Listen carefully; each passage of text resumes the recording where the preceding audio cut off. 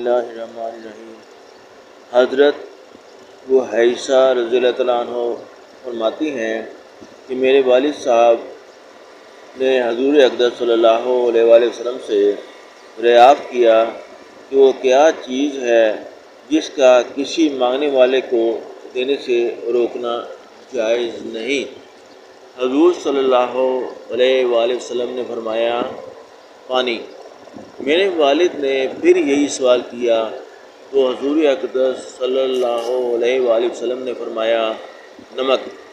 میرے والد صاحب نے پھر یہی سوال کیا تو حضور صلی اللہ علیہ وآلہ وسلم نے فرمایا، جو بھلائی تو کسی کے ساتھ کر سکے وہ تیرے لیے بہتر ہے۔ اللہ الرحمن الرحیم۔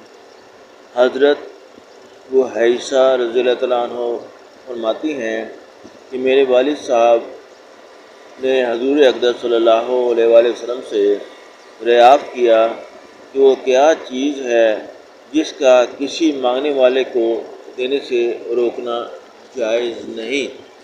حضور صلی اللہ علیہ وآلہ وسلم نے فرمایا، پانی۔ میرے والد نے پھر یہی سوال کیا تو حضور اقدس صلی اللہ علیہ وآلہ وسلم نے فرمایا، نمک۔ میرے والد صاحب نے پھر یہی سوال کیا تو حضور صلی اللہ علیہ وآلہ وسلم نے فرمایا، جو بھلائی تو کسی کے ساتھ کر سکے وہ تیرے لیے بہتر ہے۔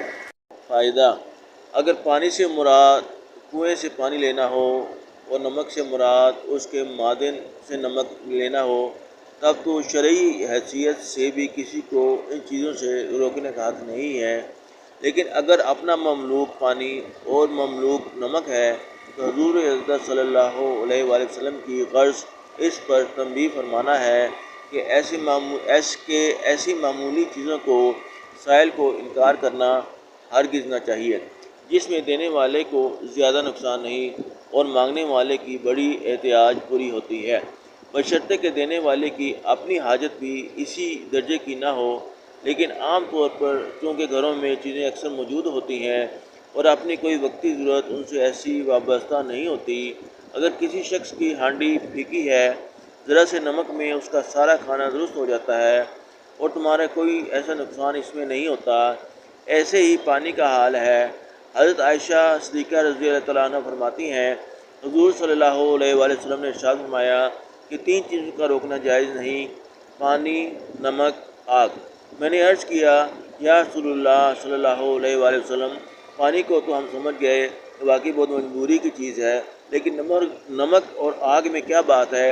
حضور صلی اللہ علیہ وآلہ وسلم نے ارشاد فرمایا کہ اے حمیرہ، جب کوئی شخص کسی کو آگ دیتا ہے تو گویا اس نے وہ ساری چیز صدقہ کی جو آگ پر پکی، اور جسے نمک دیا اس نے گویا وہ ساری چیز صدقہ کی جو نمک کی وجہ سے لذیذ ہو گئی۔ گویا ان دونوں میں معمولی خرچ سے دوسرے کا بہت زیادہ نفع ہے۔